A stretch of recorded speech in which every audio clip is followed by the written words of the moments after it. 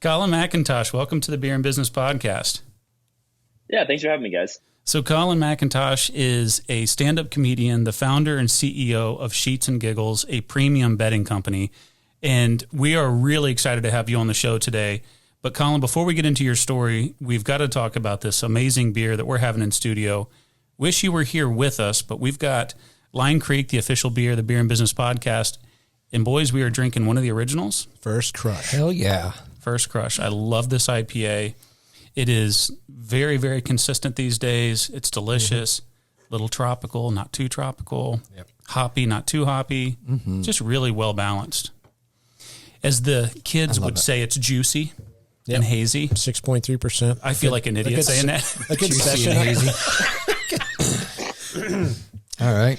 And Colin, you're drinking some beer. You're not with us in studio. You're in Denver, right?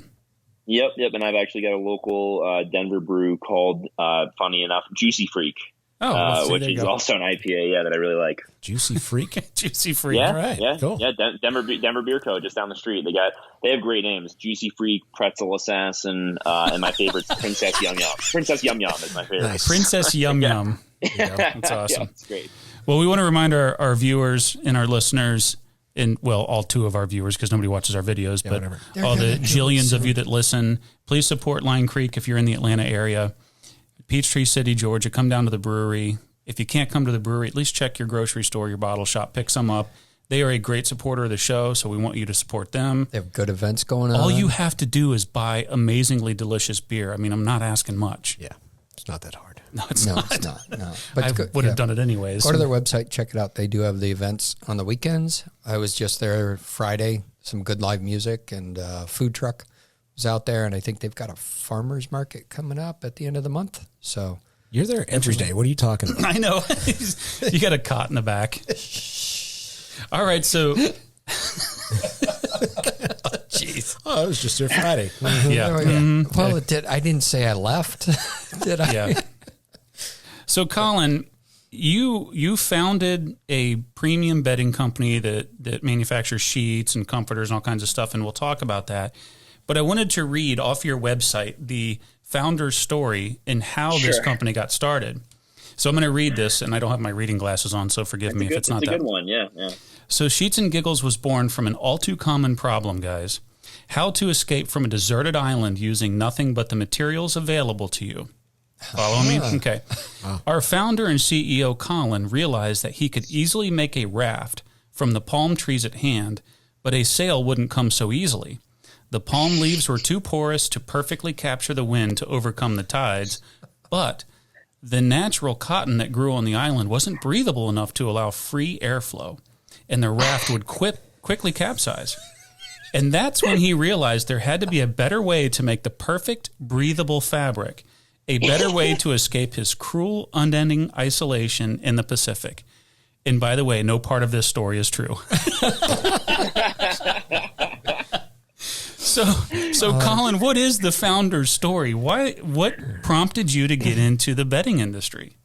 Man, the funny thing is that we actually change that story on the About page like every month or two, because it's actually a way to make fun of the rest of the industry, because everybody else will tell you the most ridiculous thing that like a normal human being would never do. Like a lot of our competitors are like, oh, we stayed in this hotel and the sheets were so amazing. And then we looked at the price and we thought, oh, there has to be a better way. And it's like, dude, no, you didn't. You didn't start a bed sheets company because you stayed at some hotel. Like, that's ridiculous. Like, but you know, the people, they create these lofty kind of like, you know, brand ideals for people to attach to, even though they're, you know, pretty much lies. And so that's what we do. We just lie on the, you know, About page about the founder's story because I think it's funny.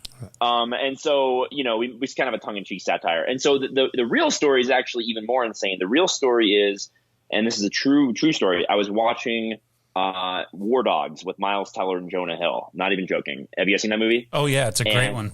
It's good. It's a great movie. It's like a 7 out of 10. It's pretty good. And so Miles Teller's character is he's selling bed sheets out of the back of the pickup truck in the beginning of the movie, and he keeps getting rejected from the clients that he's trying to sell them to. I remember and that.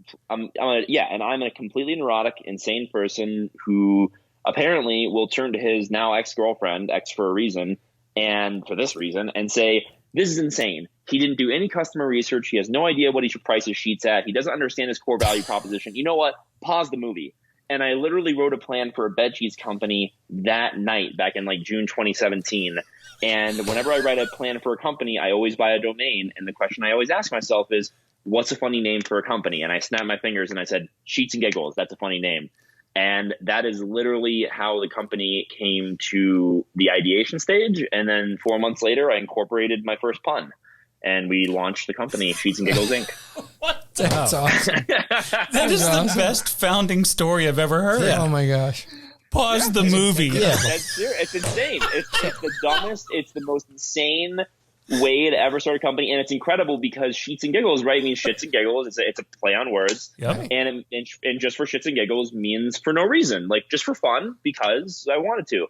And that's exactly why I started the company, just for literally no reason other than it sounded fun and I wanted to. Now, And that's, I think, the best way that this company could have possibly come to life. And were you sober? He lives in Colorado. Well, He's going to that's a plead the good fifth point. on that Yes, one. But the Is other anybody question, ever really sober in Colorado? did you actually make it? Did you ever watch the rest of the movie? Do you know Let's how just it say, ends? yeah, I visit the essential businesses here in Denver a decent amount. But all are essential. So, but are you a serial entrepreneur? I mean, were you at the time looking for a business to get into, or you just? I actually got laid off at 1 p.m. on a Monday in September 2017 for my last job. It was another startup that I was on the founding team of. I wasn't the CEO or the founder. I was on the first 5 people that joined, and I was heading biz dev. And we raised $6 million. We had 30 people working in downtown Denver. We were in retail stores all around the country. It was a wearable technology company. And I got laid off in September 2017, 1 p.m. on a Monday, no last week's pay, no notice. I had 3 hours to wrap up 3 years of work and partnerships. And we had to buy back our computers, for God's sakes, if we wanted to keep them. And, I think that like that type of emotional trigger is like really important to starting your own company. So no, this is, to answer your question more directly, this is my first attempt at a company, and it's gone pretty well, and I don't take it for granted for sure, because I've seen the other side of it.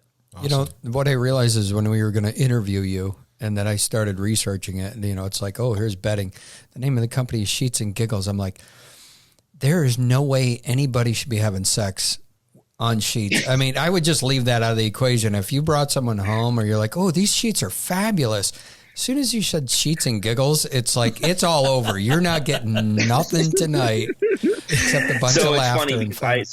I have a girlfriend now, and she's wonderful. But, when I was single and I'd go out to the bars, I always struggled with, I'm a 30-year-old guy, and I'm in my late. I founded this company when I was 27. And I always struggle with how to tell a girl what I do for a living. Because answer the following question for me. You're CEO of Sheets and Giggles, right? Your girl you're talking to at the bar asks you, so what do you do? Right. What do you say?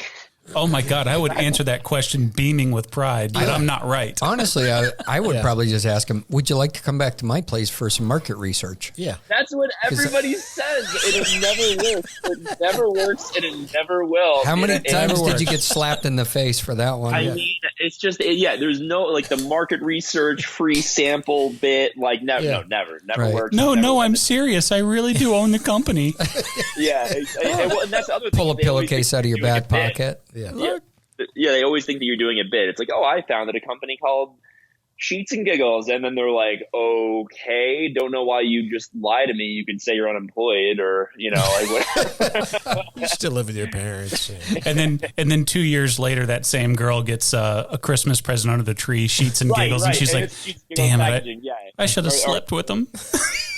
She'll maybe tune in Good Morning America in November, and we were on Good Morning America, and Holy cow. They let me do a full belly flop into bed on national TV. That was a non-negotiable for me. So it was really amazing to, Oh, that's awesome. I love that. Did you have to, you were there at like 4 a.m., of course, to prep for your 15 minutes at 7:30? Well, it's all virtual this year. So they actually, we did the interview in Denver, and then they had it pre-recorded. So it's, it was super fun. They actually came to my house, and we got to, play around in bed, and my dog Harvey, my Jack Russell, was in it. And so for me to be, it was a dream come true, no pun intended, to be on Good Morning America. And I got to watch it. It actually aired on Black Friday, so I got to watch it with my family the day after Thanksgiving. So it was really, really wonderful moment for us. Oh, congratulations, man. That's awesome. So absolutely. you just mentioned Harvey, and he is on your website all over the place. And you have created an amazing position for him. And I mean, this is kind of the tone that you've set for your business. And so if you would tell everybody, what is Harvey's job title? So he is our VP of marketing. And he has marketing associates. And He's got his little puppy pound going on there. Yeah, he's also legitimately our main model. And he, if you go, so for those listening, if you go to sheetsgiggles.com/Harvey, you will see Harvey's page, and he's got his own web page for him. And I think that we're probably the only bedding brand in the country that has a full web page devoted to the CEO's Jack Russell mix. And so it's just a really fun thing for me to be able to include him and stuff. And he's such a good model. I mean, the shots of him in bed and everything, he's not acting. I mean, obviously he's a dog, but I mean, he loves the sheets. He's a big burrower. But it's hard to keep a Jack Russell still. It is. And when we have photographers come in and shoot with him and me and other models. And by the way, I love using my friends as models because they're the cheapest models that you can get. That he's just they always remark, they're like, this is the calmest Jack Russell we've ever seen. I'm like, it's the sheets, it's just he doesn't want to get out, he doesn't want to move. Oh, it's the special dog biscuits that you get in Colorado. I was getting ready to say, oh shit, who ate my brownies? Colorado. I know. Man, my gummy bears are gone. Our first ever photo shoot was so like balls to the wall crazy. We did it in February 2018, and I got together maybe 8 of my friends. It was on Super Bowl Sunday. So we just started drinking. It was the Super Bowl that Tom Brady lost to the Eagles. It was awesome. And it was just so nice to see that. And so I just alienated like all of our customers in Boston. Sorry, guys. Sorry. But I basically we just started drinking whiskey and beer at like 1 or 2 o'clock in the afternoon.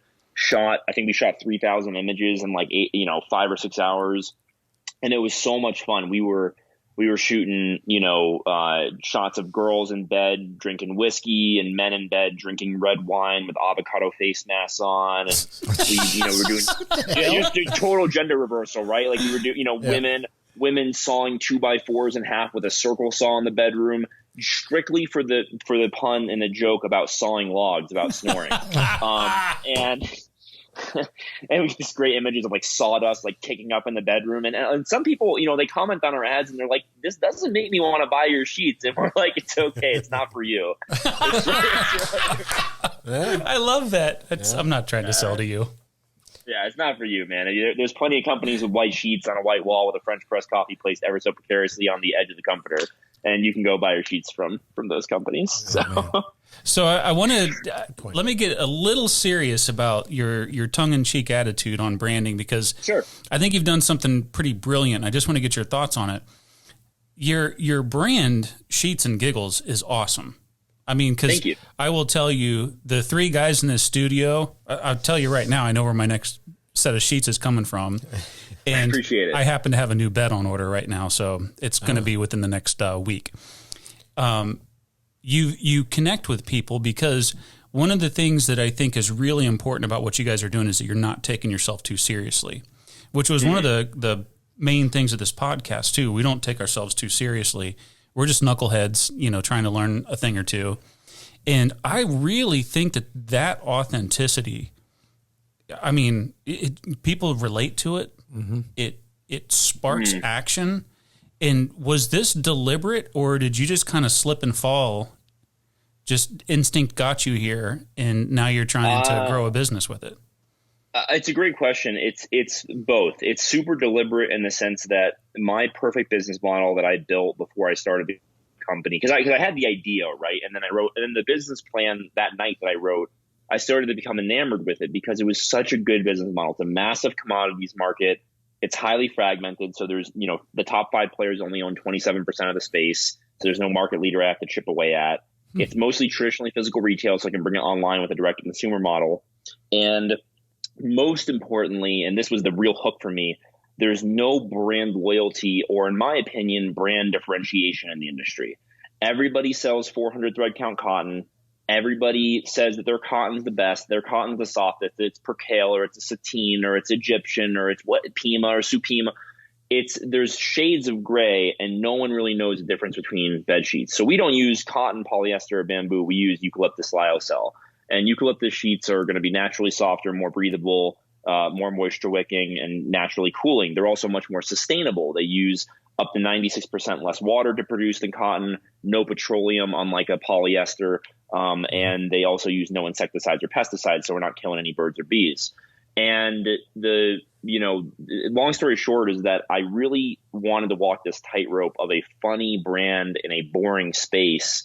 And I also wanted to have a sustainable, serious premium product with that funny brand, which is an incredibly difficult tightrope to walk because people don't expect high-end products to have this more flippant brand voice.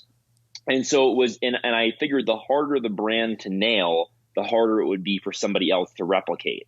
And so it was an incredibly deliberate decision to do that. But then from another perspective, this is kind of just who I am in a sense, where it's like I'm someone who, went to Emory University, a top 5 business school, like worked at the world's largest hedge fund. Like I've worked in startups for a long time. I am a workaholic. Like I used to tutor the SAT. I invest in companies here in Denver. I'm a serious dude. But like, damn, if I don't, just love doing the most ridiculous things in the world with my friends. So authenticity and genuineness is really what I'm after with this brand. And for me, that sounds like, I'm a 30-year-old guy, so it sounds like SpongeBob, or it sounds like the Dan Le Batard show on ESPN, or it sounds like Seinfeld, which I used to watch coming home from school every day with my mom, and that really built my sense of humor. And so I always like to say that we're the Seinfeld of brands. We're a brand about nothing, and that gives us to talk about everything. Show about and I love nothing. Yeah. Yeah. So now I'm going to ask you this because this, what you said was you based it on you, and this is the tone that you're setting for your company, and here's how I'm going to go about it. And I think that it's less of an energy suck from somebody. Oh yeah. So when you go to work, you could still be yourself, and you could still, very much but so. You're like, Yeah. I still can have my core being of who I am and express that in a work environment, as well as still have that business sense. Like I got to steer this ship and we're going to be profitable and everything else. But a lot of folks have never come to that fruition that my natural being of who I am and then what I do at work are two separate things, and they don't realize how draining that can be on their, on them themselves and everything else. And you're 30 years old and you've already figured that out. That's impressive. It is. And I also, I want to give you a little credit here, Colin, because obviously, we're getting into this for the first time. You and I spoke a couple of weeks ago about coming on the podcast, but we're getting into your story for the first time today. And I imagine you probably had some of the same challenges we had with the podcast, because it was the same thing. When we started the podcast, it was like, man, I want something fun and funny and, not take yourself so seriously, but learn.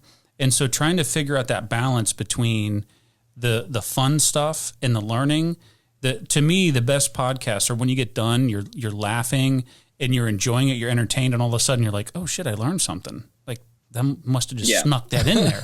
But that's not easy.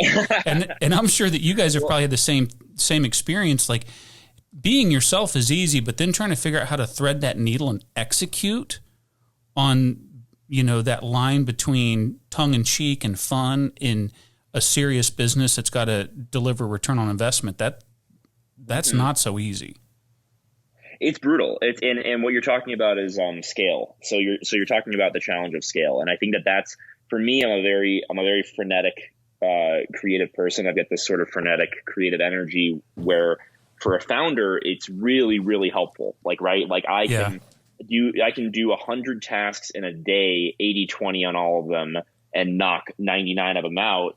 And just context switch from managing a multi-million-dollar P&L to writing copy for a Facebook ad because I don't think that my agency did a good enough job and I want to rework it.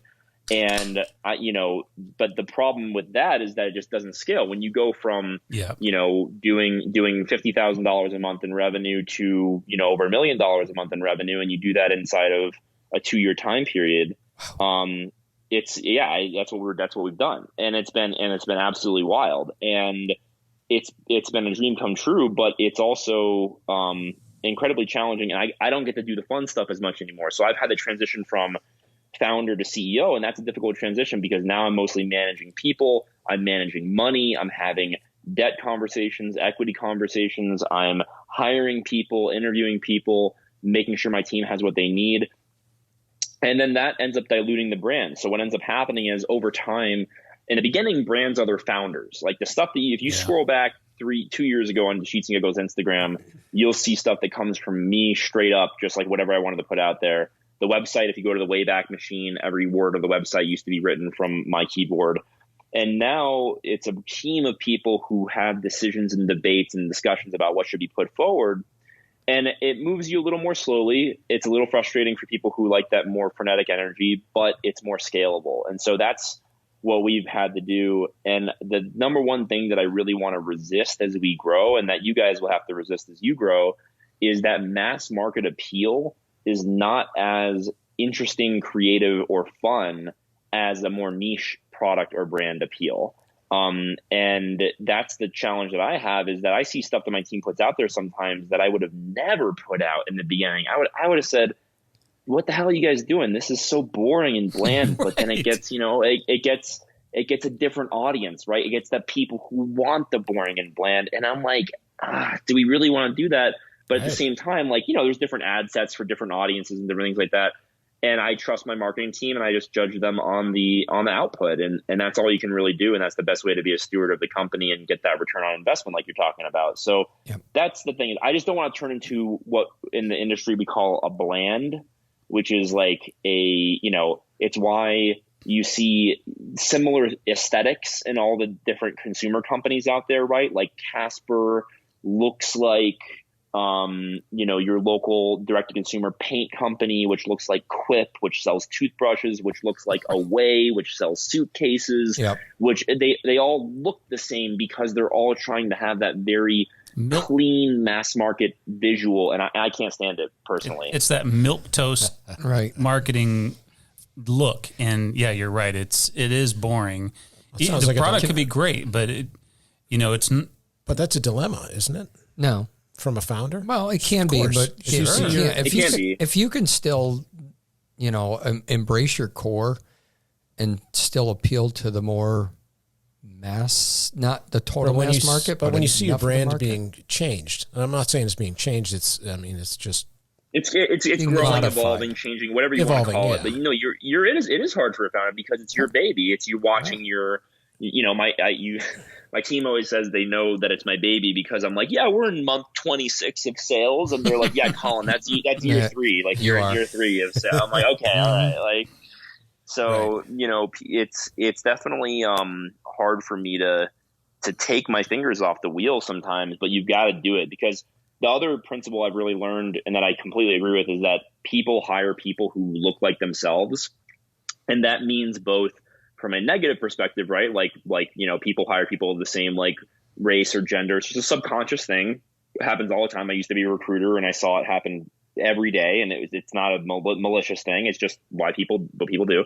And then on the other side of it, you hire people with similar personalities, similar skill sets, which is why you want people to do a job interview that kind of looks like the person that you're trying to hire, right? And in terms of skill set or personality. And so what I've done is I've realized I've looked around and I look up and I've got a bunch of little mini Collins running around, which means that the first word out of their mouth is why, the second word is no, and they're incredibly hostile to 9 a.m. meetings. And sometimes I just want to lose my mind and be like, I'm the CEO, damn it. And I want you to do this. But then I realized that, I hate being micromanaged and I love my autonomy, and the people that I've hired probably do too. Oh, I thought you were talking about when you went to Jake's house and visited him, because that sounds like his household. And that's when you realized how much of a pain in the ass you are. So Let's go back. Realize that, yeah. He's just hiring your children are a reflection of you, and your employees are a reflection of you as well. Right. They always say hire to your weaknesses. Well, hire nothing but stand-up comedians. That'd be awesome. That would be. Man, you want to talk about emotional baggage right there that you got to deal with each day. Lord have mercy. And if you're sitting on your couch, you write a business plan after just being unemployed while a movie is paused, and his ex-girlfriend's getting pissed off. Yeah, that wasn't going to work out. Don't shed any tears there. And you took it. He didn't admit to it, but he was probably inebriated. You watch a movie, you're not going to have an edible? I don't know. Like, how do you guys watch? I mean, my best business plans come after a couple of whiskeys. So you think? So there was. So this was in March of 2017, right? Is what you said. Mm-hmm. And then, how long before you initially launched the business? And did you fund it yourself, or did you have to go out and find some financial backing to do so? So timeline-wise, it was October 2017 that we incorporated. Mm-hmm. It was January 2018 that we began work. May 2018, we did a crowdfunding campaign on Indiegogo. Uh-huh. And then October 2018, we shipped our first box. Yeah, I'm still waiting for my sheets from that campaign that I helped fund.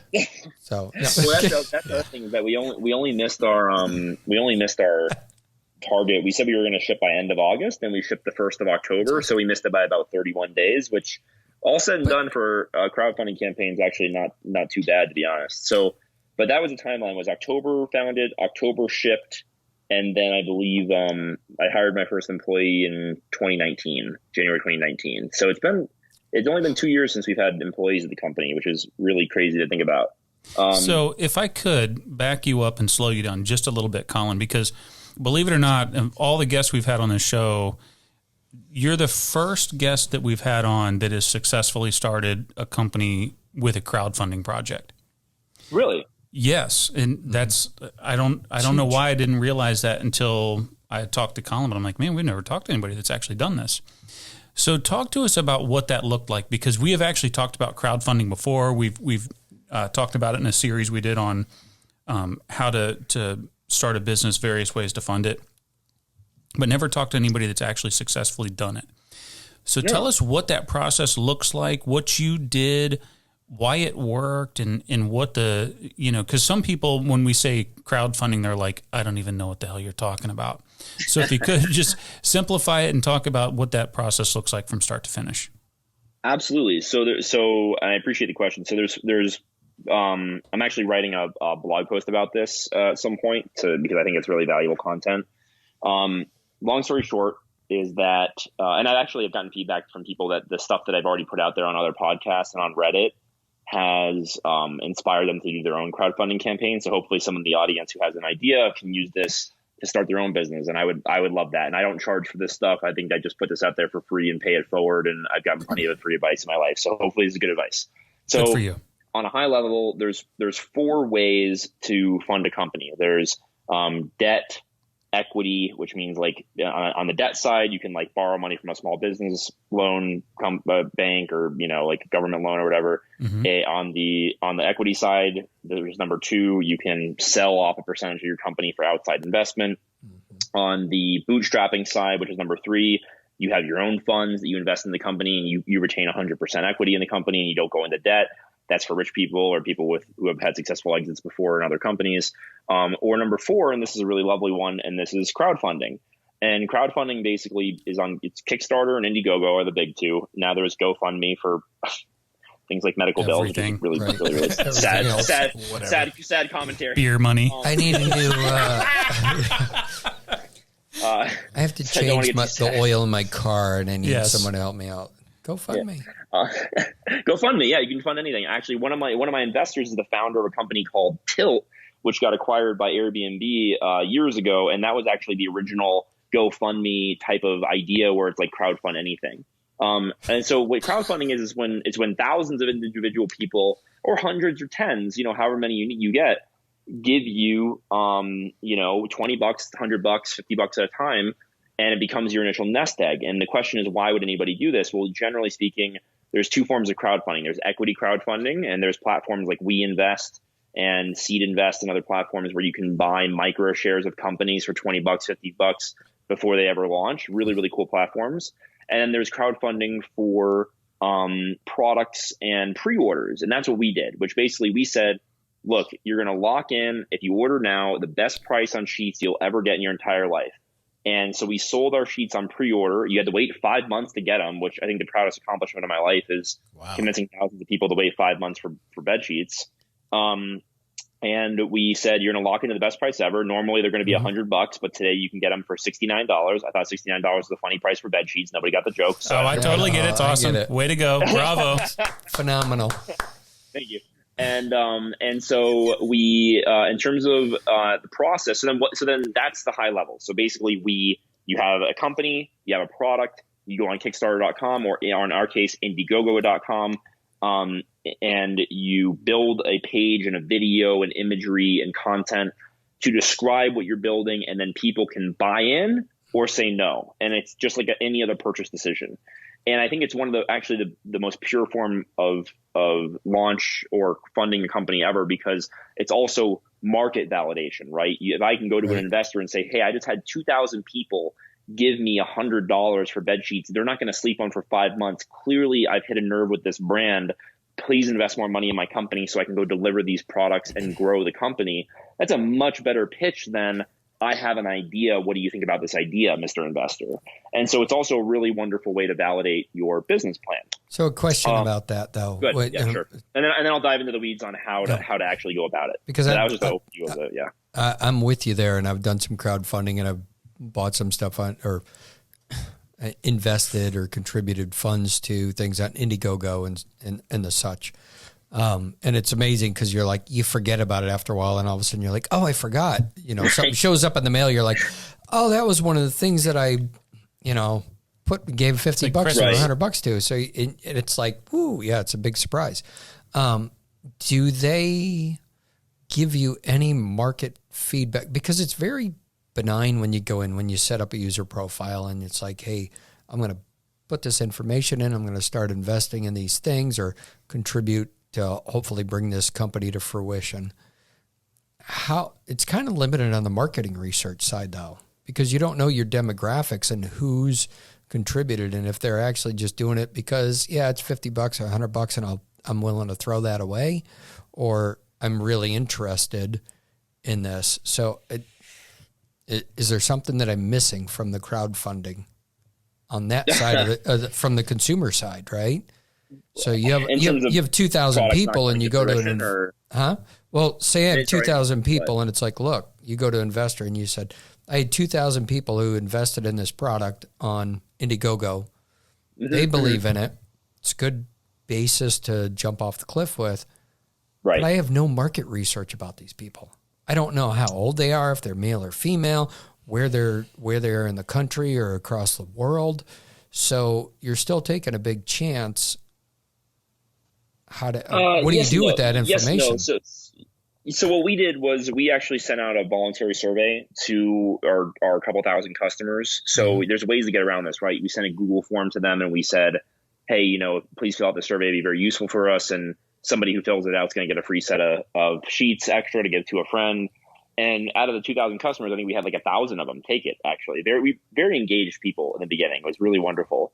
And that, if you have 2,000, if you have a population of 2,000 people and you have a sample size of 1,000 of them, that's pretty much true for the rest of the population. I mean, plus or minus 5% probably, right? Mm-hmm. And so that's what we did. So we knew that our customers were 70% women. They were about 50% in between the ages of 25 and 50. They were, I can't remember all the statistics, but they were really like basically young women, which was really interesting because Indiegogo is actually 70% of a male platform. Most of people on Indiegogo are men. And so I thought it was really interesting I didn't realize that when I got that data. So that was really, I think it's pretty standard. I mean, you had 70% young women who were interested in Sheets and Giggles. I'll just say that must say a lot about the guys that they've been sleeping with. Well, and their egos. I always said, we've got our most well-performing ad content was 3 men in a bed drinking red wine and wearing avocado face masks. And the women love that ad, and I can't put my finger on why. A lot of men love that ad too. And I'm the guy in the middle, and we get a lot of Facebook comments that say, "I'll have the one in the middle." It's it's very interesting case study. Boy. Anyway, so Nice. so just if you guys want me to quickly, I can dive into kind of how to like raise $100,000 on Yes. crowdfunding if that's Please. interesting to the audience.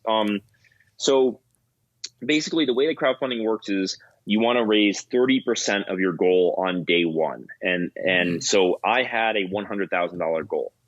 And I said to myself, okay, if I need to make $100,000, that means I need to make $30,000 on day one of this 30-day campaign. That's just the way it works. You get a big spike, a plateau, and then a little bit of the spike at the end of the 30 days. And so to do that, my average price is going to be $69, right, which I already said.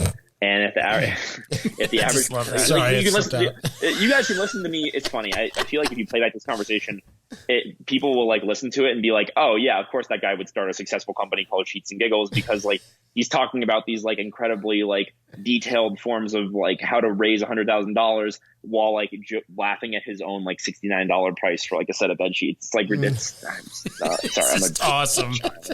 Yeah. So anyway. Yeah, I actually want to go into something you said earlier in a little bit. Remind me to come back to like the roles that people play in society, like work versus personal, because that's something that's been on my mind lately. And I feel like I generally don't do that. I'm just kind of like who I am, and I like that because it's a nice way to break free from that like corporate 9 to 5, be a different person type of demand. Anyway, so if you want to do $100,000, you need $30,000 on day one. Our average price was $69. So then if you have a average order, which I assume would be 1.5 units, right? Some people are going to buy 2 sets, 3 sets, 4 sets, but most people will buy 1. So 1.5 sets seems appropriate to assume. That means my average order value is going to be $100. And if I need $30,000 on day one, that means that I need 300 customers on day one at $100 each, period, end of story. And if I need 300 customers, maybe I know 300 people, friends, family, so on and so forth. I can't rely on that because your friends and family get busy. They've got shit to do on a Tuesday. Like maybe they don't love you as much as they thought they did, and they don't want to give you $50. So people who rely entirely on their Facebook friends or family or their Instagram or whatever, they're doomed to fail because they haven't built the one necessary tool to be successful, and that's an email list. And an email list, generally speaking, converts at about 3%, 1% if you're doing something poorly, 5% if you're doing something really well. And so if an email list converts at about 3%, reasonably speaking, and I need 300 customers on day one, then quick math, I need 10,000 emails of interested people to be successful at my crowdfunding campaign. And you take the goal of $100,000 and you work it all the way back into 10,000 emails. And then your goals in front of you become crystal clear. And so you sit down, you write content, and you create photography and videography. You create a website on Shopify. You create landing pages via a service called Kickoff Labs or something similar where you can use very simple landing pages. And you start running Facebook ads to those landing pages. And the Facebook ads are presenting the value proposition of the company you're building. You're running them against people who have funded Kickstarters or Indiegogos in the past. So there's like an interest you can select on Facebook ads that's like crowdfunding or early adopters. And you can also ask people who have done crowdfunding campaigns in the past for their email lists. So you can advertise against what's called a lookalike audience. So people who look like those type of personality profiles on Facebook and Instagram. And then those people are hitting your landing page. They're reading what you have to offer. And then at the very end, there's a call to action that says, put your email in and you'll be the first to know when we go live on May 1st of this year. And we ran those ads from February through April. And in about 10 weeks, we gathered 11,000 emails of people for about a $9,000 spend. So about an 89-cent cost per lead.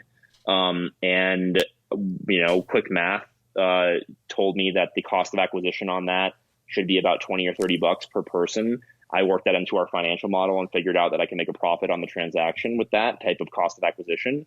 And sure enough, the day we launched, we sent out an email to our list and we had hyped them up right ahead of time. We had done 2 weeks in advance, 1 week in advance, day before, and then day of. And sure enough, the moment I pushed it live, I stayed up all night till 7 a.m. and I hit live. And the moment I hit live, we had 4 orders already the moment I hit live. And it was awesome. And then our email list came to life and we converted that email list at 4.5%. So directly within the range of 1 to 5 that I quoted earlier. and we made $45,000 on day one, and then that snowballed into a $284,000 45-day crowdfunding campaign. Man, that's awesome. And that was the biggest crowdfunding campaign ever for the bed sheets category at the time, which is really cool. Well, congratulations, man. That's awesome. I want to unpack a couple of things in what you just said and how important they are. First of all, we are actually, ironically, we are doing an episode with somebody that works in email marketing towards the end of the month, because I think so many people these days think email's dead. No, email still works if you do it right. We've got a whole episode coming up on email marketing, and I'm excited to talk about that.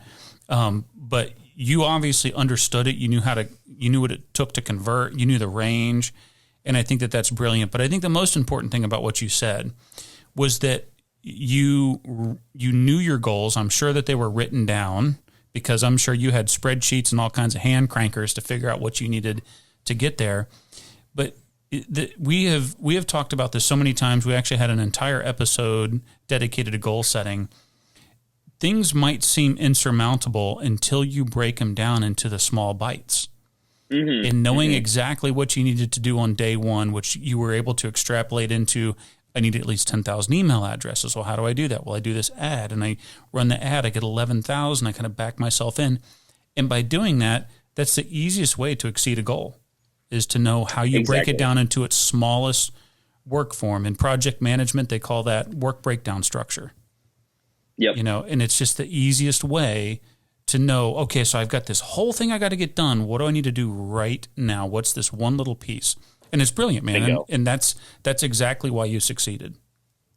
Thank you. And that's exactly right. Is sometimes when you look at a goal, right? Like if I have a goal, whether it's to make $1 million or X, Y, and Z, or like something simple, right? Which is, I think I'm actually thinking about doing my own newsletter, to be completely honest with you, because I've looked into the numbers, and it's crazy when you think about it. If you start a newsletter or a podcast, and you I just downloaded Clubhouse, which is the cool new app, so people can follow me on Clubhouse, and I'll start doing like these live, like it's like a live radio thing. I'll just start ranting about something that's bothering me for 5 minutes and see who tunes in. But I think the cool thing about the newsletter industry is that if you charge $10-20 a month and people find your insights valuable, if you get like 500 subscribers, you could pull down $5,000-$10,000 a month in totally passive income just by writing your thoughts and putting it out there every week. And to me, that's a really interesting thing to think about, because since I've launched this company in 2 years, the kind of frenetic pace that I've gone at, we've gotten tens of thousands of customers to give us hundreds of dollars each for, bed sheets from a brand they've never heard of. And so clearly I've got this skill set in terms of, marketing, and I'm looking at it and I'm like, I can get 500 subscribers to a newsletter. There's 7 billion people in this world. Like I get 500 people, probably pretty quickly. And that type of, I think, realization for people is really important. Like you just said, like a really big goal, like an audacious goal, to be self-employed, to have your own independent money coming in that you're not reliant on a boss for, or some subjective 1 to 10 rating of your skill set and some freaking SaaS product. 9 box score. Oh my God. Like it's some force ranking bullshit they're going to put on you and your teammates. That, to be able to be self-employed is such a wonderful thing. And I think that it's a very daunting thing for some people to think of, but if you just start doing something and start charging for it, there's an audience out there for you. There's always an audience. Like I always look at these Instagram pages and YouTubers that put out terrible content, but they have like hundreds of thousands of followers. And I'm like, this is objectively Don't even get us started. But the shit my kids watch. But yeah, right. The kid stuff. But at the same time, that proves there's an audience for that. Yep. Go for it. Start your newsletter, start your podcast. There's an audience for it. I want to go back to, so you told me to remind you of something, and I think this is a good segue. So you were talking about roles that people play, and I'm interested in your perspective, because one of the challenges that I found in my life, I had spent 15 years working for AT&T, and I got to a point to where I was a different person at work than I was I mean, it wasn't me. And I had morphed into this person in the workplace that it wasn't me. It didn't feel like me. It didn't feel good. And that ultimately became the catalyst for me to make a huge change in my life, which led me to a life of entrepreneurism where I could be me at work around Darren. Jeez, yeah, that's what. I mean, this is Darren too, which is really hilarious. Because everybody wants to sign up to be an entrepreneur and I go know, through it's the awesome. trials and tribulations that we have to deal with each day. Yeah. It's not. I don't mean the glamour. Yeah, so I will definitely talk about the roles in a second. And I don't mean to glamorize the hustle. I hate the hustle porn. Like everybody's. Oh my God. Jerking each other off about like, oh, I worked like an 18-hour day today, or like, if you work 12 hours, you'll get more done than somebody working 8. Like, dude, it's like work is a means to an end, and Americans forget that all the time. Yes. And I just don't want to glorify it. Like entrepreneurship is a grind. It's brutal, and I've lost, friendships and relationships, and we try to talk people out of it. Well, yeah, and it's also it's if you can keep at your goal, your North Star, and that's something I've really grown, I think, in the last couple of years about like keeping my North Star is like, I work this hard so that one day I won't have to. Sure. And I think that that's the North Star. And so my family won't have to. My kids won't, I still want my kids to work hard, but I want to be able to kind of have like endless time and creativity to do what I want to do. And this is kind of a stepping stone to that end goal. So anyway, the roles thing is something that I've been thinking about a lot lately, because I think with the work from home stuff, it's actually broken down a little bit, which is nice to see. Although I think people are starting to get a little lost. So, are you guys Curb Your Enthusiasm fans? Yes. No. Yeah. No. So the central bit of Curb is that for those who are not familiar with the show, the central bit of Curb is that Larry will not play the role that society dictates that he plays in any given moment. So, for example, if I were to ask you guys, you're at a restaurant and a waiter walks up to you and he says, "How are y'all doing this evening?" What do you say? Great. Let me tell you. Do you really want to know? Well, It's fine. These sons of bitches at the dry cleaners, they fuck you every time. And then if he says, "Would you like to know the specials today?" You say, "Sure. Tell me the specials," right? Even if you've been to that restaurant 87,000 times, right? Yep. And it's because that's people would say, "Oh, that's being polite," but no, you're playing a role. They are the server, which is a wild thing to think about, right? They are serving you. You are the customer. You're playing the customer role. And then when you go home, you are the husband. You are the father. You are the lover, and the lover is different from the husband or the father. You are then, which I would hope so. Then the next day, Please, God. you might wake up and you are the employee. And then even though you're an employee of somebody else's, maybe you're a manager. And then in that meeting, you're giving feedback to people and managing them, even though the evening prior, you were taking the feedback and the mentorship from your manager. And human beings constantly play these roles. They're acting. They're always playing out this script. And we all know the script. And because we all know the script, when people deviate from the script, it's shocking and it's jarring. And that's why if a waiter asks you, "How are you doing this evening?" and you answer with a very honest, "I don't know why you asked me that. We don't know each other. I had having a terrible day. Like, why?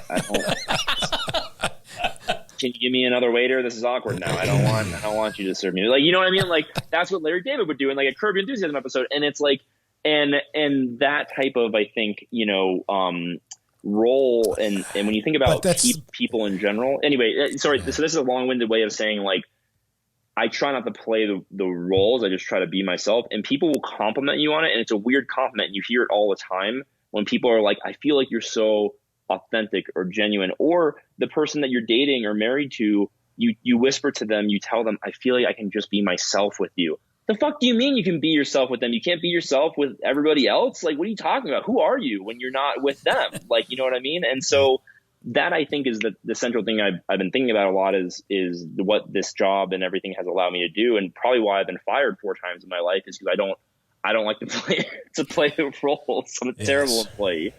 But yeah, so that's just something that's called civility. Yes, it can be. Yeah, it can. Yeah. It's called society, right? Right. A civil society. But yeah, and In a way. I'm not advocating. I'm advocating for people. I'm not advocating for people to be mean to each other. Always be polite, courteous, kind. The rule is you treat people the way you want to be treated, right? I was just Of course. The roles are also different. Like you wouldn't go to a sports game that you're like a big fan of the team and just kind of like sit there and like not make any noise, because that's not the role, right? You don't just sit quietly in the seat. So there's like multiple roles and multiple avenues of society, and you play dozens of them every day. Well, let me put this into a real world example for you. Absolutely. No, he's totally right. What he's saying. So if I can cut through the clutter here, what Colin's saying is actually extremely brilliant. And I want to give an example of this. When I was a senior executive, when I was chief operating officer for Cricket, and I would go and I would do market visits. So you had to wear a tie every day? Yes. Suspenders. Do a lot of stuff that Pinstripe. I don't have to do anymore, which is fantastic. I need you to come into work this weekend. I'm going to need you to work 7 days a week. Yeah. No, but seriously, I would go do a market visit, and it was a big deal. You know, I'd go, that you and I never thought of it. Or that you had to do it? Yeah, both, Darren. Okay. Shut the hell up. I'm trying to tell a story. Okay. So if you're a guy that's working out in, pick the city, Dallas, Texas, and you're some owner, like you're an agent, store owner, or you're a district manager, and the COO comes to visit. If you think about it from the perspective of that person, because I was that person a long time before I made it into the role, I was like, oh, I would shit my pants. Oh my God, the big boss is coming into town. Mm-hmm. But when I went out, I never let it go to my head. So I never thought of myself as anybody but myself. Like, I'm just going to go out and talk to people. I'm going to try to figure out what's going on with this business, and I'm going to ask a lot of questions. So I never got caught up in the position. And when I would go out and I would do these market visits, and I'd sit down with somebody that's a frontline employee, and I'd say, why don't you like that part of the point of sale system? Can we go through it together? Let's talk. They'd look at me like, what's wrong with you, dude? Are you You're supposed to be telling me right. what to do. You're supposed to be telling me how to think. Like, it's pre-programmed that, oh, this is the big boss coming. I'm supposed to be in awe, and you're supposed to tell me things. But this guy's asking me questions, and he asked me how many kids I have, and is talking to me like a normal human. This doesn't. Mm-hmm. Are you high? I would literally get those looks. If you were visiting places in Colorado, yeah. Yeah, exactly. Well, I did go to Denver a lot. I did. But the point is, it was a very, very good thing. That was good. It was one of those deals where it was jarring, as Colin said. It was very jarring for people, like, oh my God, he just asked me about my family. Because I wanted to know. I'm just a person. Like, I want to know. But that was not the norm for somebody in that role. And that's when I started to realize, like, I'm not meant for this world. Because I'm throwing people off. Like, it's... For the corporate world. Right. What you mean. Right. I wanted to be me and just have me be okay, be good. And I knew I could to do that in a way that would lead people to success and lead me ultimately to maybe some financial freedom one day in life. But it was really weird to see the expectation of people and how much I would set them off and just get the whole thing on very beginning. It's on this step where people are like, oh God, this is not what I expected. And we would end up in a good place. But I think that's what you're talking about, Colin. And I think that's refreshing because we should be ourselves. People. Yeah, you should be yourself. You should be your authentic self always. And it's very sad in a lot of ways, because I have friends who, like, I shouldn't talk about other people in just from my own experience, right? I'll tell you the last time I ever had a conversation like this. There were two times. There were two straws that really broke my back for working for somebody else. One was when I was 22 at my first job, and there was a big hedge fund, and I thought I'd made it, right? It was like world's largest hedge fund, coming out of Emory University, like feeling like I was on top of the world. And like 5 months in, I got removed from my role, right? And they were trying to find a different role for me because I just failed miserably at the original role they hired me in. And they were trying to find a different role for me, and they had me interview for this other role, and they were debating. It was my manager and the new manager I'd be working for, and they're debating. And I say, I think Colin's a 6 out of 10 in this role. Well, I think he's a 7. Well, he can't get hired into the role unless he's a 7. Is he a 7 or he is a 6? And there's an arbiter in between them discussing whether I'm a 7 or a 6 for the role out of 10. I swear to God. And this went on for about 15 to 20 minutes. And they ended up labeling me as a 6.5, which meant that I would have to go to another meeting to see if I could get this job. And I literally put both my hands up and I said, guys, I'll make this real easy for everyone. Today's my last day at this company. I'm out. And that was it. And that was it. And because I could not deal with that type of inanity where I wasted an hour trying to figure out if I was a 6 or a 7 for this role at a company pushing paper to, make sovereign wealth funds more capital. Like it was insane. And then the other thing that I think I really broke me at my last company, a company that I poured my heart and soul into. I'm talking, 18-hour days, pulling my hair out from stress, throwing up from stress, traveling across the country, watching the company bleed money, trying to figure it out, like so on and so forth. And we did a lot of good. Like we had a wearable tech that was trying to prevent sexual assault and violence, and we shipped 60,000 units and we saved lives, and it was a really wonderful company. And I had a meeting one day, and I'd get into the office every day at like 9:30, 10 o'clock. And I would stay every day until like 10, 11, 12 o'clock at night because I lived across the street from the office. And I moved across the street from the office so I could just walk 45 seconds to work every single day. And I worked my ass off for that company. And we had an 8-person marketing team. I was the 1-person sales team on the retail side, and I was responsible for about 85-90% of the revenue we were bringing in versus the 8-person marketing team. No pressure, which was really sucking wind on the market. On the direct to consumer side, and this is all years old, so I don't mean to upset anybody if any of my friends hear this. Like it was a difficult product and difficult company to market, and for a number of reasons. But the long story short is that I got called to my COO's office, who was my boss, who I love and still love, and she was sitting there with my CEO. Who's still a good friend of mine. And she said, hey, so we've gotten some complaints from other people that and this is like 3 months before we laid everybody off. This is like not a time to be having like trivial conversations. And they were like, hey, so we've gotten some complaints from your coworkers that like everybody else is required to come in at 8:30, but you're coming in at 9:30 or 10 some days. And my immediate response right out of my mouth was, well, did you tell them to fuck themselves? That was like my immediate response. I was thinking the same thing. I'm here till midnight. Excuse me. And they said, and they said, well, they're worried that you're getting preferential treatment because you're friends with the CEO and you've been here longer than everybody else, and And I said, well, then please invite them to stay past 5 p.m. because they're out the door the minute that clock hits 5, and they're more than welcome to stay with me till 10 or 11 o'clock every night, trying to make this company work. And I'm like, but the hours I work should not matter as much as the output that I do and the amount of time and effort that I put into my role in my company. I said, if they think I'm doing a bad job, whoever the cowardly people are that are saying this can come talk to me to my face. And if they truly think that, then they should have a meeting with you and say, I demand that Colin get fired because his ass isn't putting in the same effort as everybody else. And they won't do that because and I went on this big rant. And at the end of the day, they said, look, appearances matter, and we just need you to come into the office at 8:30 like everybody else. And I said, okay, fine. And I got in at 8:30, 8:15 every single day. And at 5:01, I went home. And they probably lost 7 or 8 hours of productivity from me every single day. Yeah.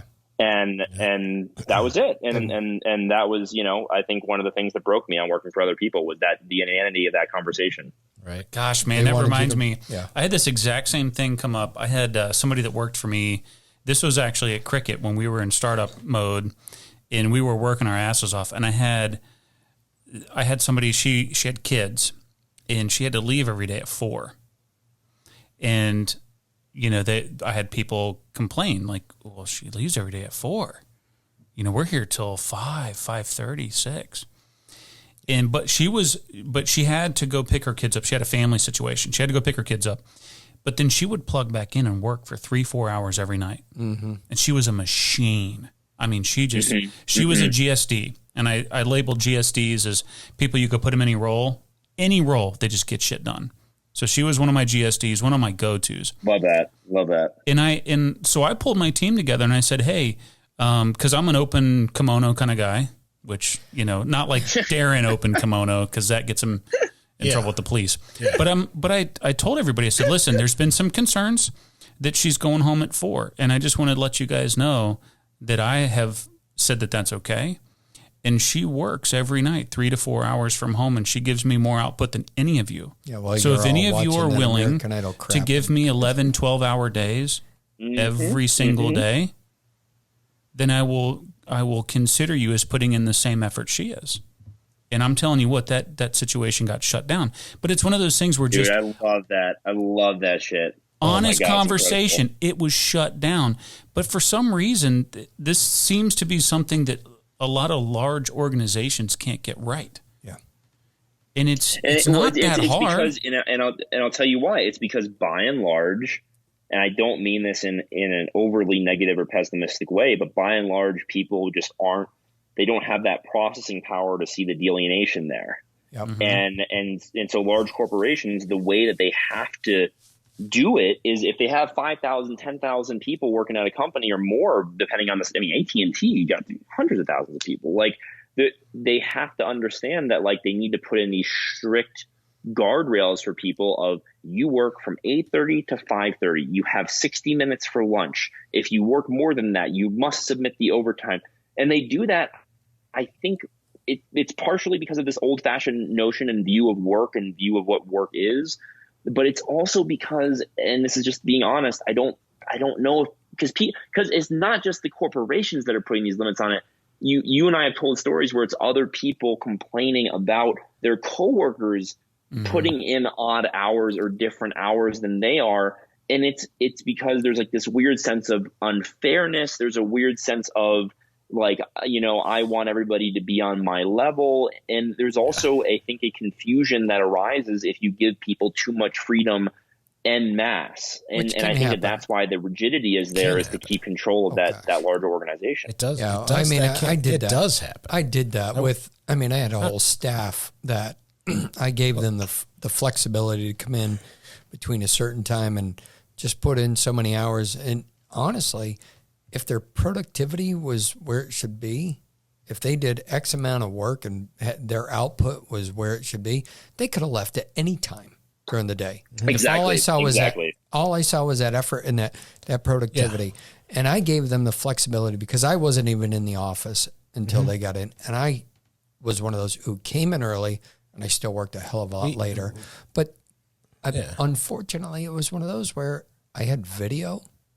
And one day I'm looking, and I wasn't with my staff, and there was something came up where I had to start reviewing video. And I'm like, they're not even coming in when they say they are. Right. And it was collusion amongst the entire staff. I'm like, oh, well, if you telling me, I'm going to tell on you. So I'll keep it quiet. And then they were doing, and then they would come in, they would check in, and then they'd be gone for any large, any big so you have company. to have those. Right. Any large company. I mean, I work for a pretty large company. It's fairly substantial. And even 20 years ago, we knew about, we called it the 30% rule. When your company gets that big, you invariably bring on people that don't, 60% of waste and 30% of production. Exactly. Yeah, you could eliminate 30% of the workforce and you wouldn't even know it because that 30% is not contributing. Right. You got. Yeah. I will give you some advice, Colin, as you grow your business, because I have a lot of experience managing at a high level in large companies. Do not ever stray away from individual accountability. Do not ever do it in your own company. Hire. What do you mean by that exactly? So don't get sucked into the big policies, the big sweeping. Everybody has to be here at this time. Everybody must do X, Y, and Z. What you need to do is hire really, really good managers and give them the flexibility to succeed without the freedom to fail. So give them some guide rails, but don't try to control everything, because why are you hiring great managers if you're not giving them the ability to make decisions?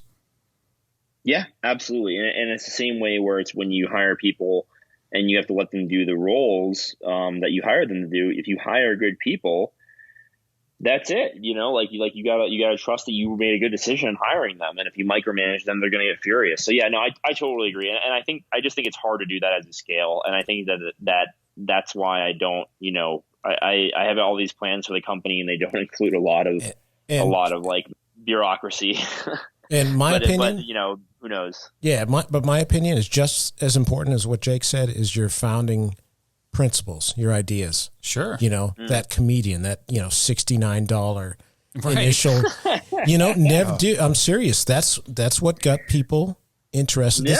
When you're in a market, is what you said is people can't, 90% of not you didn't say 90%, but a lot of people can't differentiate, 400 thread count, 800 thread count, whatever. Yeah, it's your brand. It's your brand. Yeah, that's exactly right. Yeah, and you need to maintain. You need to don't stray away from that. Yeah, stay steadfast. Thank you. Yeah, I will. I'll stay strong on it. I'm very forceful with my team and my company on this is not the content we put out, or this is the content we put out, and. It is. I do. I hire people that are also comedians. Like like my job posts always say for content. Awesome. It always says if you think that you could write for Seinfeld, or you're still salty about getting snubbed from SNL, like this is the company that you're going to want to join. Oh, I'm your guy. You should hire me. No, I have the worst jokes, the driest satire. No, there was one, everybody.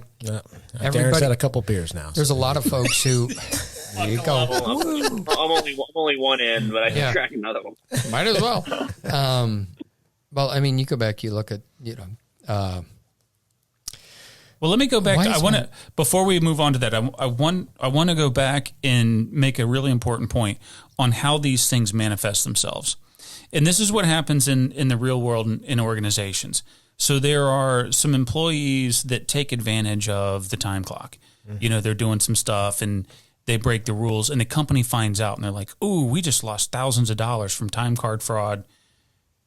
And what they do is they fire the employees, and then they say, how do we prevent this from happening again? Now, what they don't do is they take a really close look at that manager and say, that manager had to know. We need to let the manager go.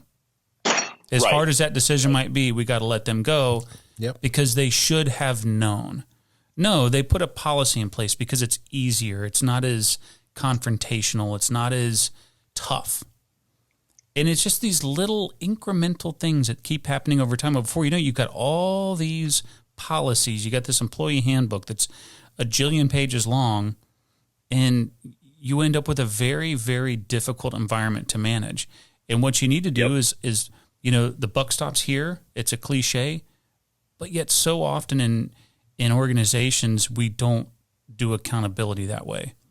We hold the offenders accountable, but then we don't look to the manager and say, this was on you. Sure. You should have been watching this, and this happened under your nose. Oh, but I have this excuse, that excuse. Oh, okay. No, hold them accountable. Got to make them own it. Right. You should have known. Correct. We paid you to know, and you didn't. Right. My management style is very laissez-faire. I give people goals, and I dictate. I say, here's the goal. And I said, this is why, and I'm very transparent. I say, here's why the revenue goal is the way it is. Here's our break even point. Here's our monthly run rate. Here's exactly what we need, so on and so forth. And I trust people to be smart enough and judicious enough to understand why I'm sharing that information and to be able to process it. And then when, we hit our goals, I ask them, what have you been doing to hit the goals? Can you help walk me through some of the things you're doing so I can learn to replicate and do that? And then, when you miss our goals, what's going on? What's wrong? Is it the amount of people we're reaching? Is it the conversion rate? Is it the average order value? Is it the repeat buy rate? Is it the return rate? What's happening here? And you break it down into its components and you try to figure out what the problem is. But, you don't set policies. I think policies are pretty worthless. And, I don't know. We don't even have a handbook at the company. I'm thinking about making one. Not like a long one, maybe like a couple pages, but like generally speaking, we treat each other the way that we want to be treated. And I don't give a damn how many hours you work or if you want to take Friday off. We usually have meetingless Fridays. We have one 10-minute meeting standing every day. It's a team check-in in the morning, and that's it. We don't have any other team meetings on the calendar because I hate meetings. You should read Steam's handbook. Can I name your employee handbook, please? Yeah, sure. Some sheet you should know about working here. Sheet you should know? Yeah, sheet you should know about working here. Yeah, I like that. Our review section is customers who know their sheet. It's been a fun. The puns they just always flow. Sometimes we do a bad one, and we always just say the effort was there, but it was poor execution. Oh boy! Nice. Oh, that's hilarious. Yeah. Only people have a lot of fun. If you could say we've got the sheets that any stain we can get any stain out of. Oh boy, that'd be totally bad marketing right there.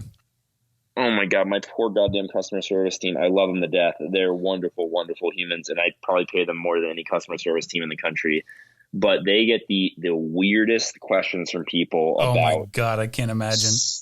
Stains and fluids and it's just like, oh my God, dude, like Google exists and has these answers, and I feel like you're like doing you think this is funny to like reach out to a company to like ask them these questions, and my customer service team are total champs, but they're serious about it. So do you guys it's not like, how do I get urine stains out? It's so the other night I was doing this and that. It's like I don't need to know. I don't need to know. Just ask the question. It's like long form. Yeah, the emails. The emails are bad enough when it's like just like the basic, like, hey, how do you get grape like jello blood out of sheets? Or like, how do you get like sometimes it's weird. Sometimes like how do you get gravy out of your sheets? Or like how do you get? I'm like, what are you doing? What are you eating? Like what like.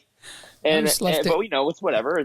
People can have fun in bed. So we were doing body shooters the other night, and exactly, yeah. Well, it could be. Can you just ask me about getting Jello out? I don't need to know the story that got us here. You've seen the naked human sushi platter where somebody lays in bed and then they are the sushi tray.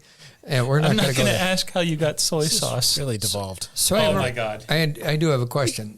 Have you ever heard of Zappos? Yeah, sure. I love Zappos. I actually know some of the early employees there. And their founder, Tony Shea, just passed away. He passed away, which is really sad. But when you were talking about customer service and your employees who handle that, do you kind of advocate the same or similar style that they do at Zappos?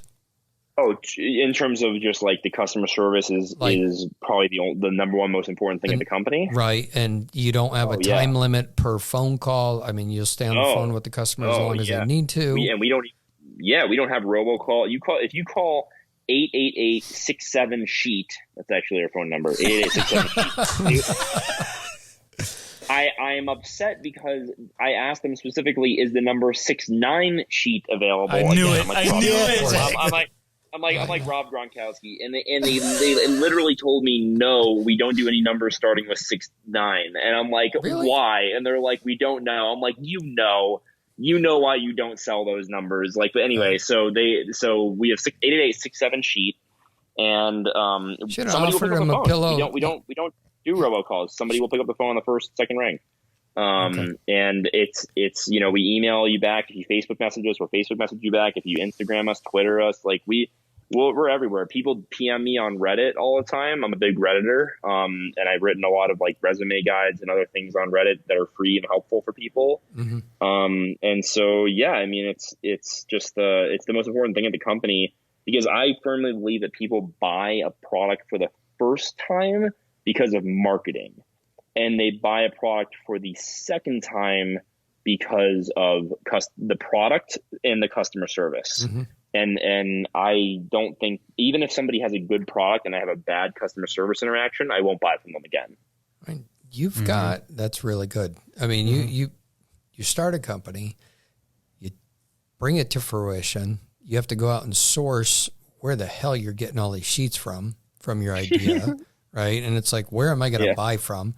And then you're figuring, okay, I've got this. Now I got to deal with logistics, shipping, returns, customer service, how do I potential refunds versus,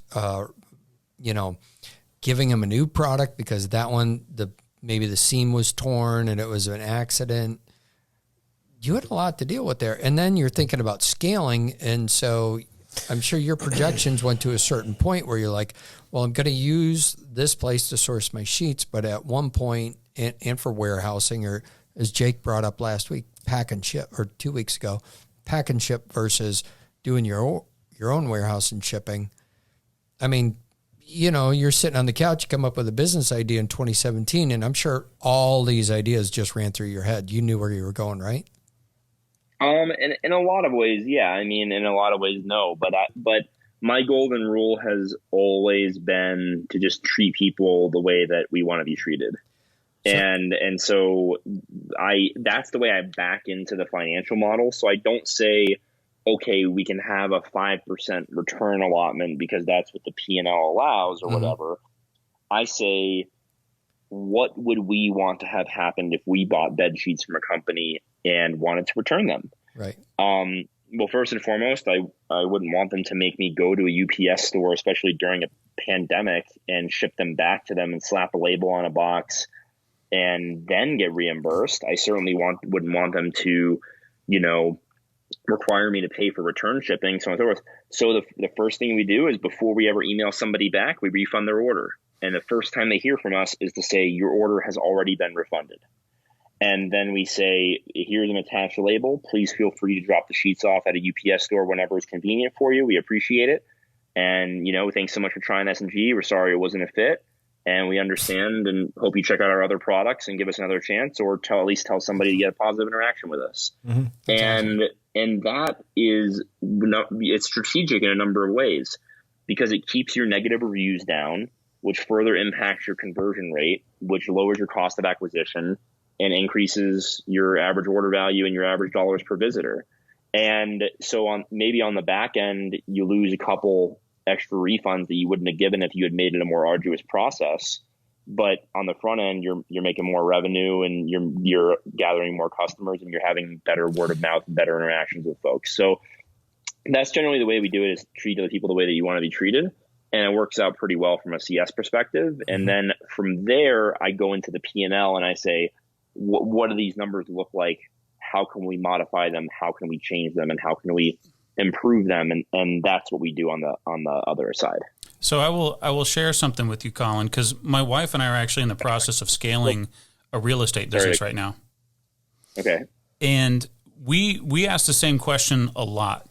So if we were an agent joining us, how would we want the business structured? If we were a client that was doing business, how would we want to be treated? And when we answer those questions honestly, we find a lot of times that the right answer is the hard one. And I'm sure you guys probably do as well. And there's a lot of discipline in doing the right thing, because when you answer those questions the way that they need to be answered, it's typically not the most profitable. It's typically not the easiest. But I think long-term, the payoff is there.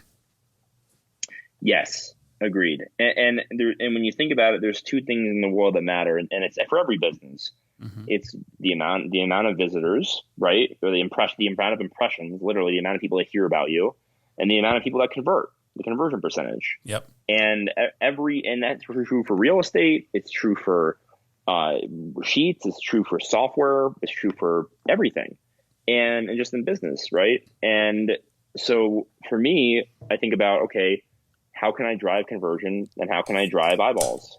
And those are the only two questions that I ask myself every single day. How are we driving conversion? And how are we driving eyeballs? And I think that positive word of mouth, I mean, we have, 15% of our customers say they hear about us from a friend or family member, which is a huge chunk of revenue. And we've done customer service surveys that say, how are you satisfied with everything? And do we fix everything that needs fixing? And we've gotten that survey taken 2,000 times so far, and 23 people have said no out of 2,000 responses, which is absolutely mind-boggling. Yeah. And, and people don't take surveys unless they're either happy or angry. Right. One extreme or the other. Extremely bored. Right. And so 99% of the people taking that survey are happy. And that extra brand impression, just when we're saying like, hey, thanks, like this was fun. Let's do it again sometime. Like just that extra like brand impression is like a cool thing that adds up and people tell their friends about it. And actually, you guys just gave me an idea. I'm going to turn that into a little bit more of a marketing play. Yes. By the way, I'm going to crack a beer real quick. Is that cool? Yes, we've cracked several. In fact, while we're talking about that, we have actually switched over. We're drinking Maverick, which is a lager. It's one of Lion Creek's staple beers. It's fantastic. Oh yeah, it's so nice. Yep. Just an easy drinking beer. And, in the world of, double and triple and quadruple IPAs and heavy beers, just a nice 4.5%, easy, clean, very good tasting beer. Right. It can be a nice change from some of the other beers we have to chew. Exactly. Yep. Some of the IPAs every day. Yes, some of them, it's like be hard thick as a milkshake. Yeah. What's that one from that Queens brewing company, the All Day IPA? Yep. Oh, it's so smooth. It's so nice. I can't remember the name of the brewing company. My buddy Zach's one of my buddy from Emory. And it's funny because you guys are in Atlanta. I went to Emory University and I have been to Sweetwater a lot. And I love those guys. And you can't really get a lot of Sweetwater out in Denver, but whenever I can get a Sweetwater 420 or a Sweetwater Blue, absolutely, just reminds me of college. We're really lucky in Atlanta. It's probably the best. So many breweries. I think it's 821 breweries in the Atlanta area, microbrews. Yes, inside the perimeter. Yes, exactly. It's one of the best cities in the country as far as microbrews goes. And in fact, the brewery of the year for 20, I guess it would have been, was it 2018 or 2019? I'm sorry. I was probably drinking a lot. No, it was Wild Leap, which is not far. Wild Leap, from LaGrange, that's across the country, which is not far from our market. So, yeah, I mean we've got a legit beer scene in the Atlanta area, and we've got one of the great ones as our title sponsor, Lion Creek. Absolutely, they've been phenomenal to us, and their beers are great. The brewery is beautiful. They're getting better every day, I think. Darren sleeps there. I do what I can to support them. I still every year. So Emory's alumni thing is October every year, and I usually go back for one day and I'll teach the entrepreneurship course. Oh, cool! And they always ask me. It's a lot of fun. I tell kids some fun truths about the corporate environment. Everybody wants to be an accountant, and then they're 20 years later, they're like, oh my god. But so make it stop. The jokes aren't any good. Accountants tell the worst jokes, don't they? Yeah. But so every year Emory asks me, and I hope that nobody from Emory listens to this, even though I love Emory University. Oh, they are. Always go to business school. Trust me. But they asked me, oh, good. So Libby Agnor is the dean of GBS, and Andrea Hirschhatter, and Libby Agnor is also there, and Andrea Hirschhatter is wonderful. She's a professor of the entrepreneurship class. And every year they ask me, they say, what weekend in October would you like to come teach? And I say, well, this weekend looks nice. And before I answer that question, I always Googled Decatur Beer Festival. Yes. Well played, sir. Well, make it. I teach the class on Monday, or Tuesday or Wednesday, and then on Thursday, Friday, or whatever, I go hit up the beer festival and head home back to Denver. And I swear, I kid you not, the Decatur Beer Festival is, I think, probably my favorite beer festival I've ever been to. It's huge. And I know last year, obviously, I don't think they had it this past October. Right. No. And I wasn't traveling, obviously, this past October, but I cannot wait to go back. And I hope all the beer festivals and all the festivals just come back with a vengeance, when they're back open. It's going to be so much fun to go to all these things. Well, we're all pent up, man. We're ready for this shit to just the other open thing back is up, when he comes here, he can stay over one extra day and come hang out with us. And absolutely. We'll do a We'll follow-up studio. podcast with you. In studio. Yeah, absolutely. We'll do a follow-up podcast, and maybe it'll be about the fall of Sheets and Giggles or whatever, and then we can. The fall of Sheets and Giggles. How I fucked up. Along that line, actually, I have a question. It's a 3-part question. Ooh, it's coming It's from a Mr. Darren Winnie. This is question. going to be good. Hold on. Yeah, no, because when you were originally crowdfunding, did you have any investors that were koala bears, and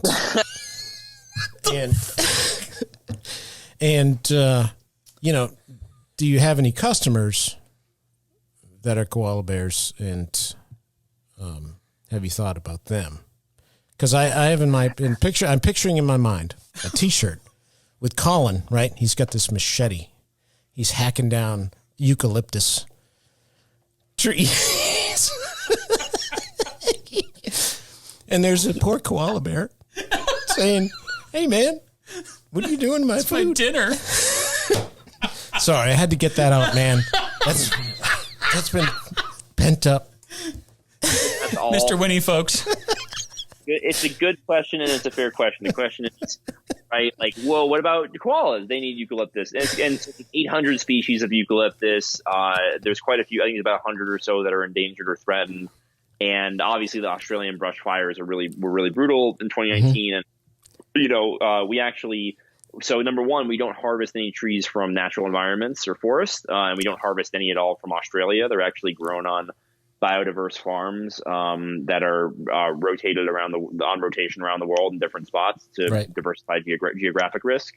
But we do, however, contribute to the World Wildlife Fund and other funds to save koalas, especially in 2019. 2019, we actually donated 20% of our entire Black Friday through Cyber Monday sales to the World Wildlife Fund, specifically to their koala saving fund and their preservation fund. Awesome. And $50 saves a koala's life. So I think we saved quite a few koalas with those donations. And you know, they eat eucalyptus. They sleep for 20 hours a day. They're kind of our heroes. That's what we always say. I'll tell you what, man. I look back, and this is, you know, a serious thing, I guess. Even though I'm not a serious person, I was trying to play on it. No, I look back on this company now that we're entering year 4, right? We've been shipping for over 2 years now, entering year 3 of shipping, and you know, in those 3 or 4 years, or 2 or 3 years, really, we've donated $40,000 to COVID-19 relief here in the state of Colorado. We've donated tens of thousands of dollars to hundreds of other charities over the last couple of years as a percentage of our sales. We plant a tree for every single order that we receive. So we planted over 30,000 trees in just the last year, thanks to orders on sheetsgiggles.com. And those are always pine trees and spruce and other native trees, mostly in areas in the U.S. that need reforestation. Mm-hmm. We also, Denver called us in March and they said, hey, you know, we're going to be isolating symptomatic individuals going into homeless shelters. We're building these respite motels with twin beds. We need twin sheet sets. We keep asking around town who has sheets, and Sheets and Giggles keeps coming up. Do you have twin sets to spare? And, you know, we gave, I think, 200 or 300, our entire twin inventory at the time, to the city of Denver for these homeless shelters to isolate symptomatic individuals and help slow the spread inside the Denver metro. Nice. And, you know, I just look back on what we've done as a company, as such a small business, small company. And, you know, the company could go out of business tomorrow and I would feel very, very accomplished because of all the good that we put into the world just as a function of doing business. And I think that that's something that is very core to me. And I don't want to sound trite and say like it's baked into our DNA, like, but right. You know, we every company says that shit, right? But like, it's like, I just think that like our mission is like do good and have fun. And it really is do good, have fun, make money. Right. And I think that those things are intertwined for me. And, I just, you know, a serious note about kind of like, I feel very proud sometimes looking back on our first 3 years of operation. Absolutely. Well, you should be proud, man. That's awesome. Great. And I think you've probably already done more than most people. A lot. I mean, honestly, it's weird. Yeah, it's good to think about. Like, I think people, I appreciate that. You know, I've just got this. Man, I turned down. You guys definitely know this company. Do you know Drizzly? Drizzly, never heard of it. Uber for alcohol, right? So you need what? Booze. You get the they should be a sponsor for this show. I've never heard of it. Hold on, I'm going to make a call after we're done here. Yeah, Drizzly. So basically, free advertising for Drizzly. But they basically, Jake's getting his phone out right now. 2014, they had 2014 was 6 years ago. I'm getting so old. I was a 24-year-old kid living in Seattle, and I was going out drinking every weekend, partying, all sorts of stuff. And I just lost my job that I moved out there for, and that's a fun story too. I told my CEO to go fuck himself. I got fired on Sunday. Yeah, that'll Love do you, that. man. That'll do Love it. you. It was a good reason. I won't get into it, but he insulted a female candidate who had applied for a job in a very derogatory way, and I told him to go fuck himself, and that was the last. Good for you. Anyway, thank you. That's neither here nor there. So that month afterwards, I was living in Seattle. I was like by myself. I was just moved out there, had no friends, and I was pretty sad. And I found this little company. This company's called Drizzly, and they advertised a job on AngelList, and I applied for the job, and they interviewed me, and they had just raised like a $5 million Series A. They were only 30 people. It was like getting in on the ground floor of like the next big thing. And they wanted me they made me an offer to be the Seattle lead for Drizzly. So I was going to be 24 years old in Seattle, one of the coolest, youngest cities in the country. Like being the guy who's working for the alcohol delivery company, hot startup that just raised millions of dollars as like the whole Seattle lead. And I've talked to people who do that job, like tons of free booze and free parties and all sorts of stuff. And I got a competing offer for another startup that was trying to end animal euthanasia by bringing online pet licensing into animal shelters. And gosh, that's a tough one. Yeah, I'm sitting here thinking, like, what would I have done? Let's predict which way you went. Oh, man. So the CEO of the animal startup says his final pitch to me is, look, man, and his salary was lower too. His salary was lower. Everything was low. And he goes, look, but I was going to be employee number 2. So even earlier and like make a bigger impact. And he said, look, man, at the end of the day, you can either sling booze or you can save lives. Think of the puppies. And he's like, and I was like, oh, you son of a bitch. Yeah. I was like, I can't take the other job now. Yeah. And so I called Drizzly and I told them I was passing up on the job. Oh. And they were so shocked and so surprised. And then like a year or two later, when I moved out to Denver for another company for the company I had joined for the preceding 3 years before Sheets and Giggles. And I tweeted out, moving to Denver, would love to meet people. And this guy just responded and he said, hey man, you seem like a cool dude. Seems like a cool company that you're joining. Like, I'd love to take you out for a beer. And he was the regional Western manager for Drizzly. Worth millions. Yeah. Who wouldn't want booze? No. Hang on, I'll pick you up in the Bentley. Yeah. Right. But so his name was Matt, and he had no idea about this backstory, right? He was the Western Coast manager for Drizzly. His name was Matt, good guy. He now works at a company number called Havenly. Shout out to Havenly. I've got friends there. They're on-demand interior decorating. And Matt takes me out for a beer, and we're having a beer, and we're talking. It's like 2015 at this point, and we're talking. And I told him the story. I told him the story of how I got here, and I turned on this job for Drizzly. And I said, it's so funny that you reached out to me because I turned down Nick and Corey and I named the CEOs of the company for the job. And I still love Drizzly, a big soft spot for them, still use them all the time. Great app. And Matt goes, wait a minute, what's your last name? I said, McIntosh. He goes, you're Colin McIntosh. You're the guy. You're the guy that turned down the Seattle job and made me fly my ass out to Seattle every goddamn week for another 6 months until we hired someone. I hate you. and he's like, I hate you. I've hated you. Like, and we had a good time and a good night, and and he's a buddy of mine now, and we've stayed close. But like that was so funny because I thought that he knew, or maybe he would or wouldn't or whatever. But I didn't realize the dramatic impact. He's like, they said we had you. They said we had it wrapped up, and totally blindsided them when and then the puppies. Showed bleeding heart. Yeah. So you were the watch, and Matt was Christopher Walken out of Pulp Fiction, right? Yes. So it's like I had to carry this watch in my ass for 6 months. Jeez. Oh boy. Well, it's funny how life works, and I tell you what, man, I've really appreciated you having you come on the show, tell your story. I've learned a ton from you. And I'm actually, Colin needs to come back. Yeah. We got to have Colin back at some point. One other question, though. Colin, I mean, you've done so much. And so your goal, what can we expect from you in Sheets and Giggles within the next, we'll say, 5 years? And keep it Reader's Digest version. 5 years? Okay, 2 years. 3 months. 3 months. Even a Hooters waitress has a 5-year plan. I mean, yeah. That's funny. That's mean. I don't care.